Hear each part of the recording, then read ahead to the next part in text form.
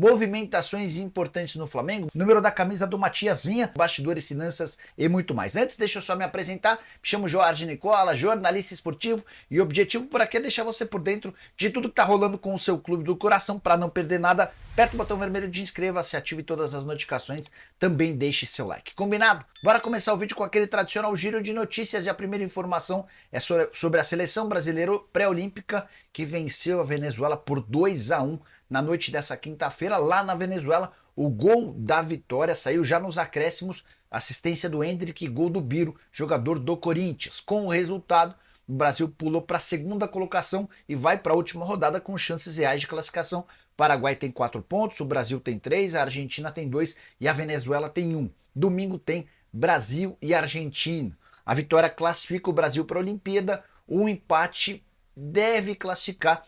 A única chance de o Brasil ser eliminado com empate é se a Venezuela vencer o Paraguai por exemplo, um gol de diferença. Quero contar ainda que nesse jogo, depois da vitória do Brasil contra a Venezuela, o pai do Endrick, o seu Douglas Ramos, foi alvo de um ato racista. Um torcedor venezuelano imitou um macaco. Tudo isso filmado e registrado. Matias Vinha, novo reforço do Flamengo, vestirá a camisa 17. O anúncio aconteceu de forma oficial pelo próprio Fla nessa sexta-feira. Esse número pertencia ao Matheus Gonçalves. O meia topou liberá-lo para o lateral uruguaio. Bora falar sobre mudanças no Flamengo. Elas começaram a partir da ida de Juan para a CBF. O ex-gerente técnico do Flamengo aceitou o convite da Confederação Brasileira de Futebol e desencadeou uma série de outras mudanças. Luiz Carlos, que era o gerente das categorias de base, acaba de se tornar o gerente do time profissional. A avaliação do trabalho dele é bastante boa. E aqui vem uma novidade importante: Gabriel Skinner, primo do BAP, foi demitido pelo Flamengo. Ele era supervisor de futebol do Fla desde 2019 e só se manteve durante todo esse período como funcionário do Flamengo, apesar do trabalho bastante ruim, porque era primo do BAP, um dos homens mais importantes dentro da hierarquia do Flamengo e até bastante tempo atrás, braço direito do presidente Rodolfo Landim. Nicola, mas como é que o primo do BAP foi mandado embora? O que isso significa? O que isso representa? Pode significar uma separação entre Landim e BAP. Você sabe que o Landim é presidente somente até o fim desse ano e o BAP tinha a intenção de ser o candidato à presidência pela situação. Ao que parece, essa situação não será disponibilizada para o BAP. Rodrigo Dunche é quem deve ser o candidato da situação. O BAP rompeu com o Landim e acabou sobrando para o Gabriel Skinner, que tinha a fama de sair para baladas com jogadores, algo nada aceitável para um supervisor de futebol. E aí, só para arrematar, Fabinho Soldado era outro membro desse departamento de futebol que deixou recentemente o clube. De gerente do Flamengo no time profissional, ele virou executivo de futebol do Corinthians. Na minha opinião, o Flamengo precisa ter um executivo de futebol de primeira linha, um dos melhores do mercado. O Flamengo não busca os melhores reforços, precisa ter também um executivo de futebol de primeira linha, mas não tem sido assim há bastante tempo. Bora falar agora sobre o SBT, que quer ser o rival da Globo em relação aos direitos de transmissão do Campeonato Brasileiro. A partir de 2025 passa a valer um novo contrato. O contrato atual da Globo se encerra no fim desse ano. Importante contar que a emissora do Rio de Janeiro já fechou com os clubes da Libra, alguns dos clubes mais populares do país, mas ainda restam 10 ou 11 clubes que pertencem ao Forte Futebol que estão sem nenhuma emissora fechada. O SBT, em parceria com a Warner Bros., fez proposta oficial para a Liga Forte. Há também a concorrência de outras 5 empresas, incluindo a Globo. Assim que tiver qualquer novidade sobre esse tema, conto para vocês. Combinado? Léo Ortiz fica no Bragantino. A pergunta é do Laerte da Toleigo. Laerte, na terça-feira eu estava no programa do Neto e eu recebi uma mensagem durante o programa do Paulo Pitombeira, que é o empresário dele. E o Pitombeira estava me contando que estava tudo fechado, estava tudo acertado entre os clubes. Depois eu fui checar com o pessoal do Red Bull Bragantino e era basicamente isso. De fato, o Red Bull Bragantino havia aceitado o acordo, mas o negócio não fechou, né? Boa noite. Alguma novidade sobre o Ortiz? Chegou a resposta sobre o Ortiz e o Flamengo, tá? Resposta de uma pessoa do Red Bull Bragantino. O Ortiz vai para o jogo amanhã. Não tinha nada de novo pelo que eu sei. Perguntei hoje ainda. O Flamengo ainda não subiu a proposta e a gente não baixou. É meio isso ainda. Então, assim, O que está pegando, só para vocês entenderem. O Ortiz tem tudo para se tornar jogador do Flamengo. Só que o Red Bull Bragantino está tentando esticar ao máximo essa corda. Por sua vez, o Flamengo também está tentando esticar ao máximo para pagar o mínimo possível. Ele vai para o jogo amanhã, essa é uma novidade importante, mas tudo indica, imagina-se que ele seja contratado, a janela de transferências por aqui se encerra no dia 7 de março, tá? Fiquem com essa data na cabeça, é importante para vocês. Olá pessoal, mais um vídeo no canal, um vídeo como vocês sabem, com informações de Flamengo. É sábado de carnaval, mas o bloco do Flamengo passou e passou bonito lá no Maracanã. O Flamengo venceu Volta Redonda por 3-0.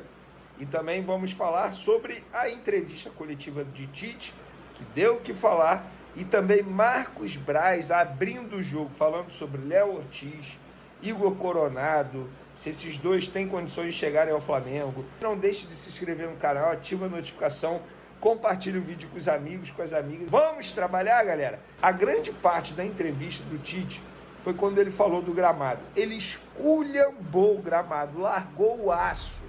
Se antes eu critiquei o Tite por não ter criticado o gramado, quando ele teve a oportunidade, quando questionaram para ele foi falar da bola do futebol carioca, com todo respeito, Tite, na boa. Você dizer na ocasião que a bola prejudicou mais que o gramado, na minha opinião, isso que você fez foi um erro. Só que hoje você corrigiu esse erro ao largar o aço, criticando o gramado do Maracanã. E ele até mencionou o lance do segundo gol do Flamengo, que foi de pênalti do Pedro, porque o Arrascaeta ele só sofreu pênalti porque o jogador adversário, ao dominar a bola, ele errou o domínio da bola por conta do gramado. Essa é a verdade. A bola escapuliu do pé dele, quando ele foi tentar recuperar, derrubou o Arrascaeta foi mais rápido. Mas, de fato, se você analisar o lance, foi culpa do gramado. Gente, tá faltando, já passou dos limites. Já virou falta de respeito. Não é porque é Flamengo, não. Mas olha a quantidade de investimento que o Flamengo faz. Olha o risco que esses jogadores correm. Mesmo assim, tem os jogadores de Volta Redonda também. Os jogadores não merecem, ninguém merece se arriscar a jogar naquele gramado que é o Maracanã atualmente. É um pasto, é uma coisa tenebrosa, é ridículo, é vergonhoso. O que falta para Flamengo e Fluminense, que administram o Maracanã, conseguirem deixar o gramado em bom estado? Entra ano, sai ano, é sempre a mesma história. Não dá. É ridículo, nem os jogadores se sentem mais confortáveis jogar naquele gramado. Então, parabéns ao Tite por ter criticado, por ter largado o aço mesmo no gramado do Maracanã. Felipe, maestro, que jogou com a camisa do Flamengo, hoje técnico Volta Redonda, também criticou o gramado do Maracanã, inclusive mencionando que o Raulino de Oliveira hoje tem um gramado melhor que o do Maracanã, o que é uma vergonha, com todo respeito ao Raulino de Oliveira, mas estamos falando do Maracanã. O maior templo do futebol brasileiro é o Maracanã. Na entrevista coletiva também, dando continuidade, Bruno Spindel disse que levou um susto quando viu a notícia sobre a possível saída de Juan, hoje gerente técnico para a seleção brasileira. Ele também mencionou que o ex-jogador continua trabalhando normalmente. Mas por quê? Ele recebeu o convite e o Flamengo está tentando ficar com ele. A pergunta é, sério que o Flamengo precisa tentar ficar com o Juan? Eu queria fazer um questionamento aqui. Qual a diferença que o Juan faz no dia a dia do Flamengo? Com todo respeito ao Juan, é ídolo no Flamengo. Mas sério, gerente técnico, se perder o Juan para a seleção brasileira, o que vai mudar no dia a dia do Flamengo? Nada. Juan lá e não tendo Juan lá é a mesma coisa. Então eu não vejo por que o Flamengo fazer um esforço para ficar com o Juan. Com todo respeito ao profissional Juan, mas o cargo de gerente técnico foi criado há pouco tempo, nem existia esse cargo. Inclusive o Flamengo parece um banco, é gerente para tudo qualquer lado. Mas vamos dar continuidade aqui.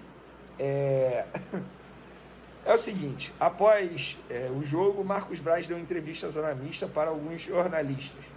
Ele foi questionado sobre Léo Ortiz, Igor Coronado, renovação de Gabigol, Mateuzinho, Thiago Maia, e ele abriu o jogo. Inclusive, Marcos Braz estava até sumido, mas hoje botou a cara. Ele foi questionado sobre a renovação de Gabigol, ele disse, vai ser resolvido na hora que for possível. Tenho certeza absoluta que com um bom tom para Gabigol e para o Flamengo. E aí a jornalista, se eu não me engano, é Isabelle Costa. Eu posso errar na voz, mas eu acho que a voz era dela. A jornalista vai lá e pergunta: mas o Flamengo tem o interesse em renovar? O Marcos Braz vai e responde: a situação será resolvida na hora possível, com um bom tom para o jogador e com um bom tom para o Flamengo. Então, assim, na minha opinião, fica um mistério. Ainda não é certo o Flamengo renovar com o Gabigol pelo visto. O Flamengo vai fazer tal como fez com outros jogadores no passado recente. Com Everton Ribeiro, com Bruno Henrique. Vai esperar, vai ganhar com o tempo, e é isso. Outra coisa que foi pauta na entrevista coletiva do Tite, o Matheus Bach, que é o auxiliar do Tite, ele foi questionado sobre Igor Coronado, porque o empresário do Igor Coronado disse que o Matheus ligou para o Igor para sondá-lo a respeito da situação dele, e ele foi questionado, o Matheus foi questionado sobre isso na entrevista coletiva, e ele disse o seguinte: a gente acompanhou no ano passado diversos campeonatos no momento em que estava off. Deixou claro para a direção a nossa ideia de contratação, e a gente tem que estar aberto para oportunidades que a gente acredita que possam agregar ao elenco, que possam vir e competir.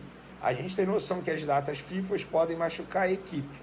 Nesse cenário, eu tive um contato com ele para saber a ideia dele e como estava a situação. Depois disso, foi conversado com a direção. E aí, o Marcos Braz foi questionado sobre isso, e ele disse: zero, não tem nenhuma negociação. Até em respeito ao jogador, não é que seja chance zero. O que eu falei é que não tem nenhuma negociação em curso. Porque falar em chance zero é de respeito com o jogador. Então, assim, eu estou falando que não tem nada em curso com esse jogador e nem nunca se iniciou. Exatamente o que a gente já havia comentado aqui, que o Flamengo não tem interesse na contratação do Igor Coronado nesse momento, e o Corinthians está muito próximo de acertar a contratação desse jogador. Sobre Léo Ortiz, Marcos Braz foi questionado se ainda existe a chance de contratação desse atleta. Inclusive, enquanto eu gravo esse vídeo aqui, o Léo Ortiz está em campo pelo Red Bull Bragantino como titular. É muito ruim sempre ouvir essa novela envolvida. Não é novela, são números grandes e números que a gente precisa analisar se são pertinentes.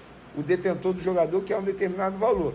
O Flamengo entende que precisa pagar um outro valor e a gente continua em negociação.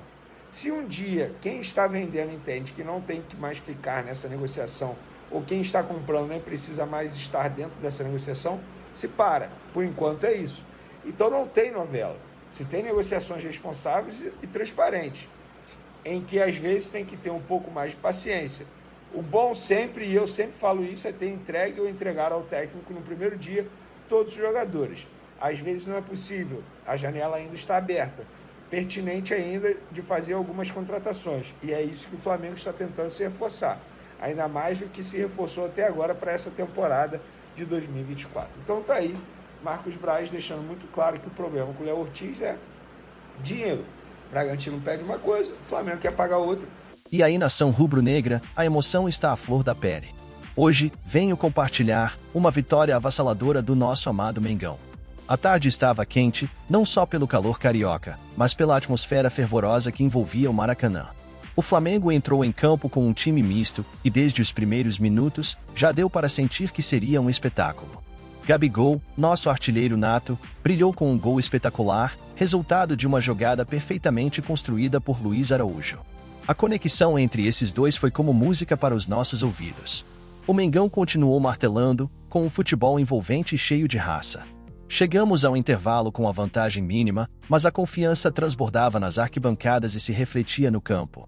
O segundo tempo trouxe ainda mais emoção, mesmo com a intensidade da partida diminuindo um pouco. Pedro, em uma cobrança de pênalti, teve seu momento de glória, ampliando o placar para o Flamengo. Claro, teve aquela emoção extra quando o árbitro mandou voltar a cobrança, mas nada abalou a determinação do nosso camisa 9, que balançou as redes novamente. E que final emocionante! Nos acréscimos, Ayrton Lucas, com um toque de classe de Arrascaeta, fechou o caixão do Volta Redonda, marcando o terceiro gol.